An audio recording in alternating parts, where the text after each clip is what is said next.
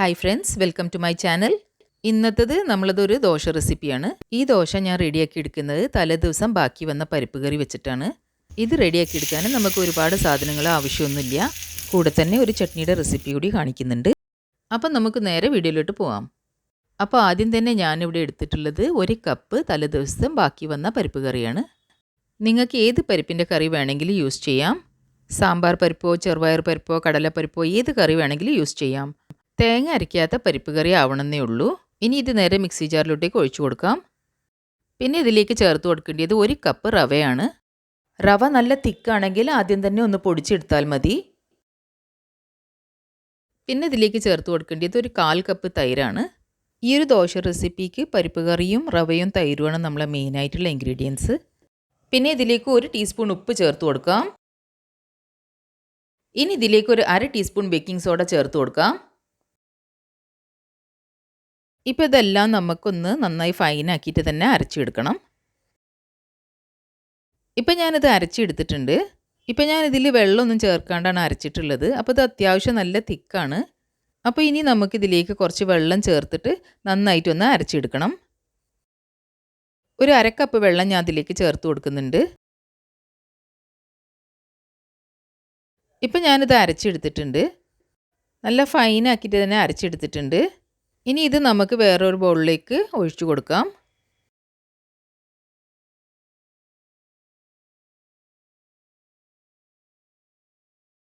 ഇനി ഈ ബാറ്റർ നമുക്കൊന്ന് വിസ്ക് ചെയ്തെടുക്കാം. ഇപ്പോൾ ഈ ബാറ്റർ അത്യാവശ്യം തിക്കാണ്. അപ്പോൾ നമുക്ക് കുറച്ചുകൂടി വെള്ളം ചേർത്ത് കൊടുക്കേണ്ടി വരും. ഞാനൊരു 1/4 കപ്പ് വെള്ളം കൂടി ചേർത്ത് കൊടുക്കുന്നുണ്ട്. ഇനി ഈ ബാറ്റർ നന്നായിട്ടൊന്ന് വിസ്ക് ചെയ്തെടുക്കാം.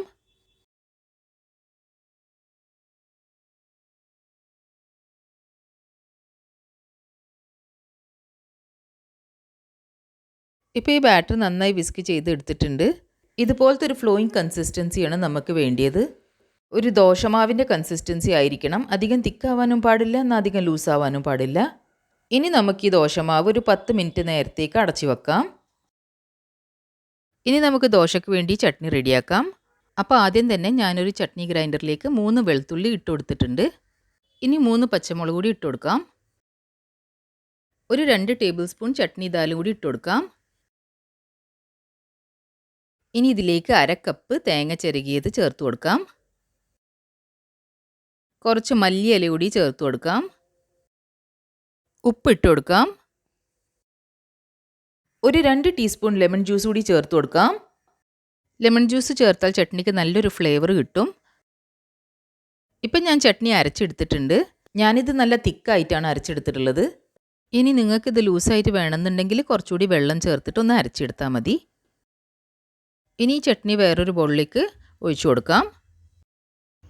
ഇനി താളിക്കാൻ വേണ്ടിയിട്ട് ഞാനിവിടെ ഒരു പാനിൽ 2 ടേബിൾ സ്പൂൺ വെളിച്ചെണ്ണ ചൂടാക്കിയിട്ടുണ്ട്. വെളിച്ചെണ്ണ ചൂടായി വരുമ്പോൾ 1 ടീസ്പൂൺ കടുക് ഇട്ട് കൊടുത്തിട്ടുണ്ട്. 2 വറ്റൽമുളക് കട്ട് ചെയ്ത് ഇട്ട് കൊടുക്കുക. കുറച്ച് കറിവേപ്പില കൂടി ഇട്ട് കൊടുക്കുക. ഇനി ഈ താളിച്ചെടുത്തിട്ട് നമുക്ക് ചട്നിയിലേക്ക് ചേർത്ത് കൊടുക്കാം. ഇപ്പോൾ ഒരു 10 മിനിറ്റ് ആയിട്ടുണ്ട്. നമുക്ക് ഈ ബാറ്റർ ഒന്ന് ചെക്ക് ചെയ്ത് നോക്കാം. ഇപ്പം ബാറ്റർ നന്നായിട്ട് റെഡി ആയിട്ടുണ്ട്. ശരിക്കും ഫെർമെൻറ്റ് ചെയ്തൊരു ബാറ്റർ പോലെ നന്നായിട്ട് ഇത് പൊങ്ങി വന്നിട്ടുണ്ട്. ഇപ്പോൾ ഇതൊരു പെർഫെക്റ്റ് കൺസിസ്റ്റൻസിയാണ്. ഇതേപോലത്തെ കൺസിസ്റ്റൻസിയാണ് നമുക്ക് വേണ്ടിയത് ഈ ദോശ ഉണ്ടാക്കാൻ. ഇനി നമുക്ക് ദോശ ഉണ്ടാക്കാൻ തുടങ്ങാം. ഞാനിവിടെ ഒരു നോൺ സ്റ്റിക്കിൻ്റെ ദോശ തവ ചൂടാക്കാൻ വെച്ചിട്ടുണ്ട്. തവ ചൂടായി വരുമ്പം ഒരു 2 ഡ്രോപ്പ് ഓയിൽ ഉറ്റിച്ചു കൊടുക്കുക. എന്നിട്ട് ഒരു ടിഷ്യൂ പേപ്പർ എടുത്തിട്ട് എല്ലാ ഭാഗത്തും ഒന്ന് അപ്ലൈ ചെയ്ത് കൊടുക്കാം. തവ അധികം ചൂടാവുകയാണെങ്കിൽ കുറച്ച് വെള്ളം കുടഞ്ഞു കൊടുക്കാം. എന്നിട്ടത് തുണി കൊണ്ടോ ടിഷ്യൂ പേപ്പർ കൊണ്ടോ തുടച്ചെടുക്കാം. ഒരു ലോ ഫ്ലെയിമിൽ വെച്ചിട്ട് വേണം നമുക്ക് മാവ് ഒഴിച്ചു കൊടുക്കാൻ. ഹൈ ഫ്ലെയിമിലാവുമ്പോൾ നമുക്ക് ദോശ പരത്തിയെടുക്കാൻ പറ്റില്ല. ഇനി മെല്ലെ അധികം പ്രഷർ ഇടാതെ നമുക്കിത് പരത്തി കൊടുക്കാം. മാവ് ഫുള്ളായിട്ട് സ്പ്രെഡ് ചെയ്തതിൻ്റെ ശേഷം നമുക്ക് ഫ്ലെയിം മീഡിയമിലേക്ക് ആക്കി കൊടുക്കാം.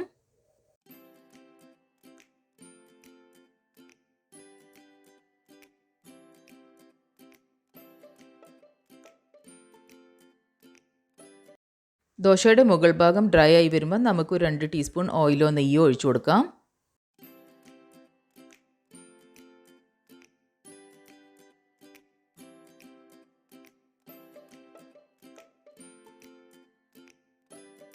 ഇനി ഒരു ചട്ടകം കൊണ്ട് ഇത് ദോശയുടെ എല്ലാ ഭാഗത്തും സ്പ്രെഡ് ചെയ്ത് കൊടുക്കാം.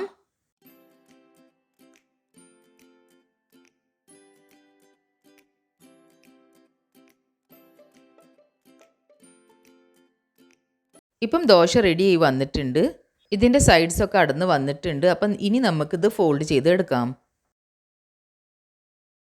നല്ല perfect and crispy dosa ready ആയിട്ടുണ്ട്. ഇതിൻ്റെ അടിഭാഗമൊക്കെ കണ്ടില്ലേ, നല്ല ഗോൾഡൻ ബ്രൗൺ ആയി വന്നിട്ടുണ്ട്.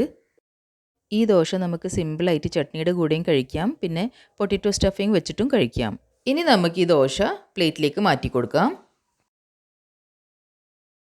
ഇനി ബാക്കിയുള്ള മാവ് കൊണ്ടും ഇതേപോലെ തന്നെ ദോശ റെഡിയാക്കി എടുക്കാം. മാവ് മെല്ലെ തന്നെ പരത്തി കൊടുക്കണം, കാരണം നമ്മൾ റവയുടെ കൂടെ ബൈൻഡിങ്ങിന് വേണ്ടിയിട്ട് ഗോതമ്പ് പൊടിയോ കടലമാവോ ഒന്നും തന്നെ ഉപയോഗിച്ചിട്ടില്ല. അപ്പോൾ അതുകൊണ്ട് അധികം പ്രഷർ ഇടാണ്ട് വേണം മാവ് സ്പ്രെഡ് ചെയ്ത് കൊടുക്കാൻ. ഈ റെസിപ്പി നിങ്ങളെല്ലാവരും ട്രൈ ചെയ്യണം. തലേദിവസത്തെ ബാക്കി വന്ന പരിപ്പ് കറി വെച്ചിട്ട് ഉണ്ടാക്കാൻ പറ്റിയ ഒരു അടിപൊളി ദോശ റെസിപ്പിയാണിത്. ഈ ദോശ ഉണ്ടാക്കാൻ അധികം സമയമൊന്നും വേണ്ട, ഒരു 10 മിനിറ്റിൽ തന്നെ നമുക്ക് ബ്രേക്ക്ഫാസ്റ്റ് റെഡിയായി കിട്ടും. അപ്പോൾ നിങ്ങളെല്ലാവരും ഈ റെസിപ്പി ട്രൈ ചെയ്തിട്ട് നിങ്ങളെ ഫീഡ്ബാക്സും സജഷൻസും ഒക്കെ കമൻറ്റ് ബോക്സിൽ കൂടി അറിയിക്കണം. നിങ്ങൾക്ക് എൻ്റെ ചാനൽ ഇഷ്ടപ്പെടുന്നുണ്ടെങ്കിൽ എൻ്റെ ചാനൽ സബ്സ്ക്രൈബ് ചെയ്തിട്ട് ഒന്ന് സപ്പോർട്ട് ചെയ്യണേ. പിന്നെ തൊട്ടടുത്തുള്ള ബെൽ ഐക്കൺ എനേബിൾ ചെയ്തിട്ട് അതിൽ ഓൾ എന്ന ഓപ്ഷൻ ക്ലിക്ക് ചെയ്യണേ. എന്നാലേ ഞാൻ ഇടുന്ന വീഡിയോസിൻ്റെ നോട്ടിഫിക്കേഷൻസ് നിങ്ങൾക്ക് കിട്ടുള്ളൂ. ഇനി ഇതുപോലത്തെ സിമ്പിൾ റെസിപ്പീസായിട്ട് വീണ്ടും കാണാം. താങ്ക്